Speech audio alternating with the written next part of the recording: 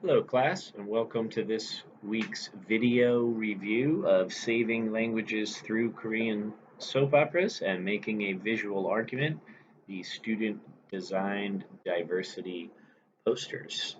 So our first selection, Saving Languages Through Korean Soap Operas. Pretty interesting. Um, Very straightforward title, but also kind of surprising.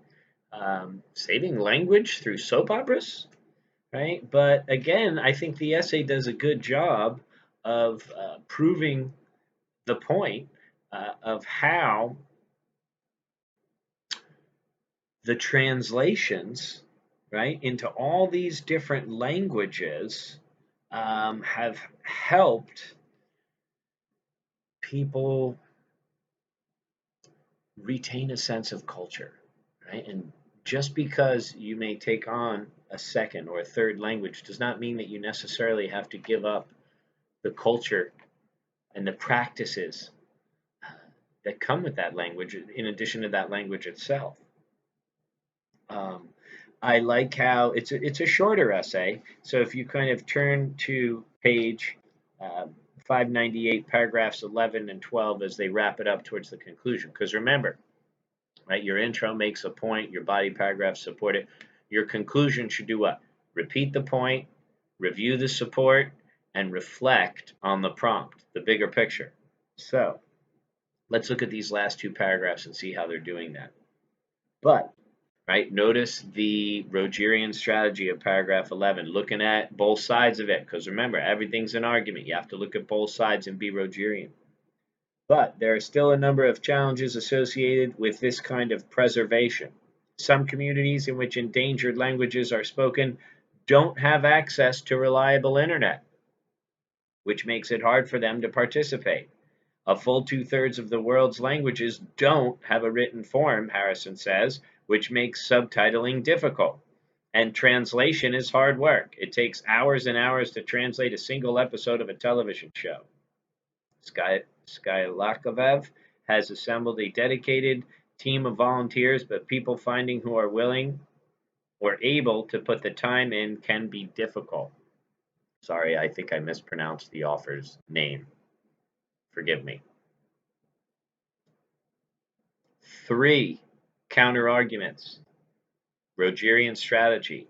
Notice, though, here comes the rebuttal, right? Remember, you look at both sides of it, you offer concessions with regard to the counter-argument, and then you offer the rebuttal. Still, right? So the but that starts paragraph 11 on 598 introduces us to the counter-argument. The still, right, which the word still means but yet, right, starting off the final concluding paragraph, number 12, lets us know here comes the rebuttal. Still, Harrison believes in the work groups like Vicky are doing. I think we're at a kind of threshold moment where we're going to pass through an extinction event in terms of language if we don't do anything about it, he says. And convincing people to care about that isn't easy. Everybody knows that we benefit from biodiversity and will suffer if we lose it. It's not clear to people why that's true for linguistic diversity. I like the analogy between biodiversity and linguistic diversity. Let me continue. As Harrison sees it, losing traditional languages means losing a huge amount of knowledge about the world and history. But without concerted effort, languages like Udmurt and Cherokee and Maori may simply disappear, or they could be saved by Korean soap operas and Mel Gibson movies. Notice how the conclusion repeats the point, reviews the support, and reflects on the bigger picture. I like how the title, the first lines, and the last sentence, the concluding sentence of the essay, fit together. Remember, the first words your author reads, your title and your introduction, and the last words your author reads, right, your final lines and your conclusion should all have a sense of coherence. And I think that the first lines and the last lines of this essay work well together. So hopefully that's a strategy that you can emulate in your own conclusions. Now, moving forward to the posters, if you turn to 670, all these posters are winners in the contest. So they're all effective representations of embracing diversity, right?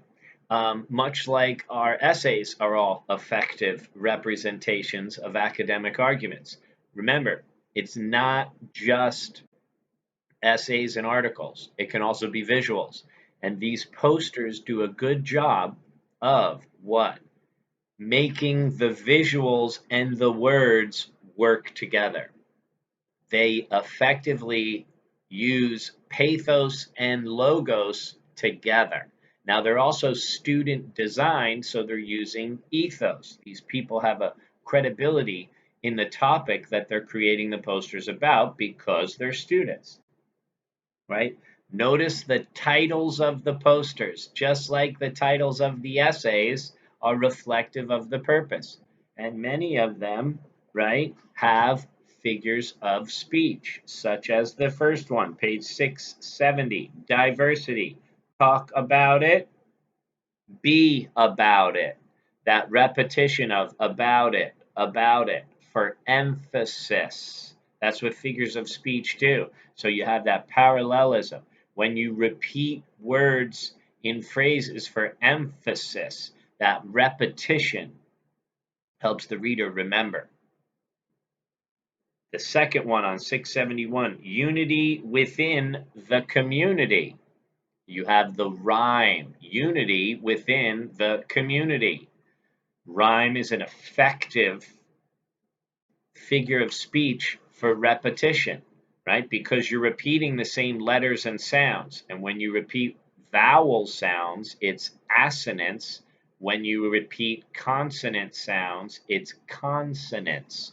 So this title, with the repetition of ITY of unity and ITY of community, has assonance with the repetition of the I and consonants with the repetition of the TY. The next title, 672.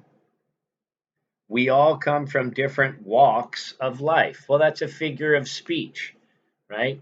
And it's used for emphasis. It's an allusion to that common phrase, different walks of life. And obviously, the image supports it with the feet walking.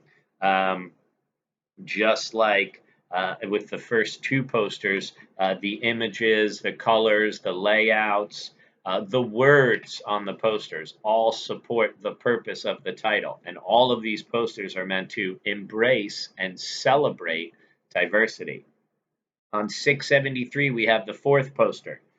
Diversity is the largest picture, right? And then we have the four puzzle pieces fitting together, the metaphor in the title, right? Diversity makes life interesting.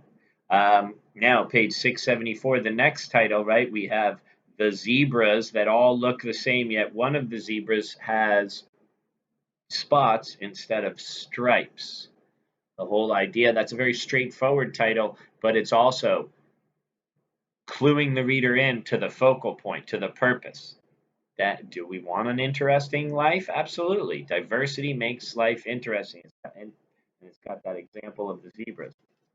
The next poster, right? Reflect on yesterday, experience today, transform tomorrow. Page 675. Notice the parallelism. Reflect on yesterday, experience today, transform tomorrow. Right? Yesterday is the past, so you reflect. Today is the present, so you experience. And tomorrow is the future, so you transform. Plus, you have that alliteration, right? With the repetition of the T sounds, right?